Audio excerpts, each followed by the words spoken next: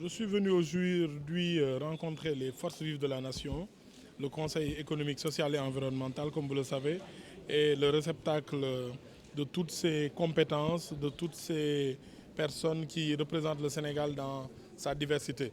Nous avons échangé, nous avons eu un échange très riche, un échange très instructif qui nous a permis de voir la perception des Sénégalais, des élus, sur les questions d'hygiène publique, sur les questions de lutte contre les encombrements et d'insalubrité.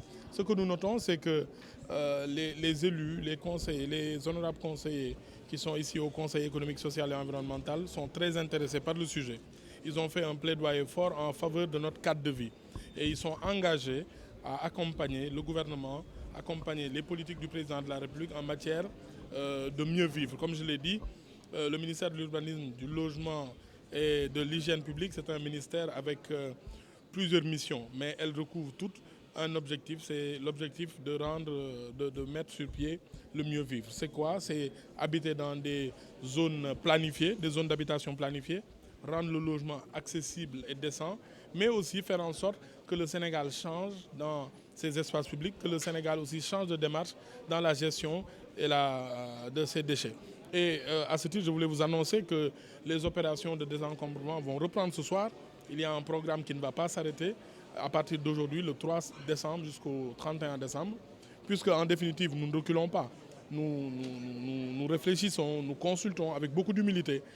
Nous avions un peu mis la pédale douce à cause de la période d'hivernage. Vous savez, il est très difficile durant des périodes de pluie de s'attaquer au désencombrement. D'abord parce que l'insalubrité se démultiplie, mais aussi la mission devient plus difficile. Maintenant, on avait un peu arrêté pour faire une évaluation de nos 6 premiers mois. Et là, nous allons reprendre avec une disposition spéciale sur le suivi. Tout le monde le dit, il faut du suivi. Mais le suivi, ça s'organise, ça coûte de l'argent et ça nécessite de l'interministérialité, de la mobilisation. Nous nous sommes encore mieux organisés et nous allons commencer aujourd'hui par l'avenue Malick Sy, le carrefour Sirnos. Et nous allons continuer, nous irons à Yoff.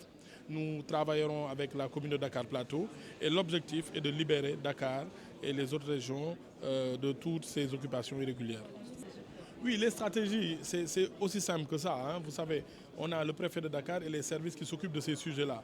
Mais ce que nous avons noté, c'est l'absence de fourrière animale. Il n'y a pas aujourd'hui d'espace capable de recevoir cela. Nous sommes en discussion avec la commune de Patte d'Oie, mais aussi la commune de Guédiawaye, la ville de Guédiawaye, avec lesquelles nous travaillons de façon à pouvoir avoir au moins une fourrière animale régionale ou départementale et qui nous permettrait de faire fonctionner la solidarité intercommunale et de pouvoir verser là-bas ces animaux. Il n'y a pas de question mystique derrière, c'est juste une question de volonté et d'organisation.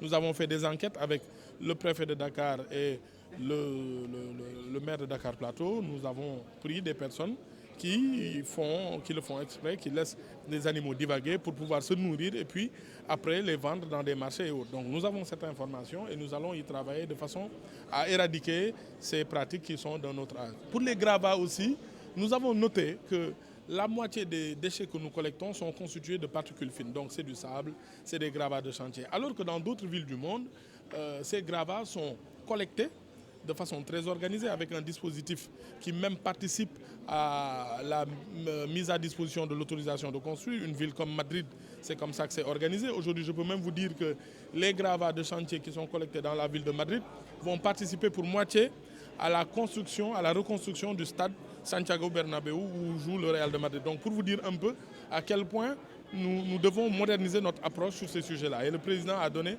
des instructions fermes. Nous travaillons aussi sur la résorption de Mbebes.